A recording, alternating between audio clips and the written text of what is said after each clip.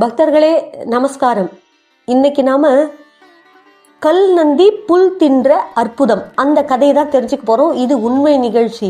எங்கன்னா கும்பகோணம் மாவட்டத்துல கஞ்சனூர் என்ற ஊர்ல நடந்த உண்மை சம்பவம். இந்த கதையை தான் நம்ம பார்க்க போறோம்.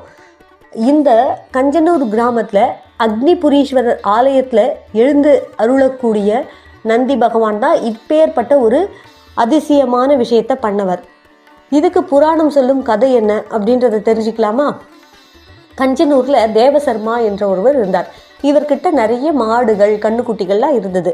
அதுங்களுக்கெல்லாம் சாப்பாட்டுக்கு வேணுமேன்னு சொல்லி புல் கட்டு எடுத்துன்னு வரார். போய் புல்லெல்லாம் அறுத்து, அப்போ நல்ல மட்ட மத்தியான வெயில்ல புல்லக்கட்டெல்லாம் தலையில சுமந்துன்னு வரும்போது வீடு சேர்ந்ததும் என்ன ஆகும், அப்பாடான்னு தூக்கி அதை இறக்கி வைப்போம் இல்லையா, அந்த மாதிரி அவர் என்ன பண்றாரு, தலையில அந்த பில்லுஸ் கட்டை டொப்புன்னு தூக்கி போடுறாரு. போட்டதும் என்னடா ஒரு அலறல் சத்தம் கேட்குதே அப்படின்னு பார்த்தா அடியில் ஒரு கண்ணுக்குட்டி அந்த புல்லுக்கட்டு போட்டதால் அப்படியே துடிச்சு கத்திட்டு இறந்து போயிடுது. இதை பார்த்ததும் அவருக்கு தூக்கி வாரி போட்டுடுச்சு. அச்சுச்சோ, நான் எவ்வளோ பெரிய மகாபாவி ஆகிட்டேன், இந்த மாதிரி இளங்கண்ணை நான் சாகடிச்சிட்டேனே, அது மேலே இந்த புல்லுக்கட்டை தூக்கி போட்டுன்னு சொல்லி அந்த கண்ணுக்குட்டியை வாரி எடுத்து தன் மடியில் வச்சுட்டு கத்தி அழறாரு. எழுப்பி பார்க்குறாரு, தண்ணி தெளிக்கிறார். கண்ணுக்குட்டி எழுந்துக்கல. ரொம்ப கவலையில் கஷ்டப்படுறார். இந்த சத்தத்தை கேட்டு ஓடி வராங்க அந்த தேவசர்மாவின் மனைவி. வந்து என்னங்க ஆச்சு அப்படின்னு சொல்லி பார்த்தா நடந்த விவரம் எல்லாம் அந்த மனைவிக்கு தெரிய வருது. கிட்ட போய் பார்த்தா இன்னொரு அதிர்ச்சி.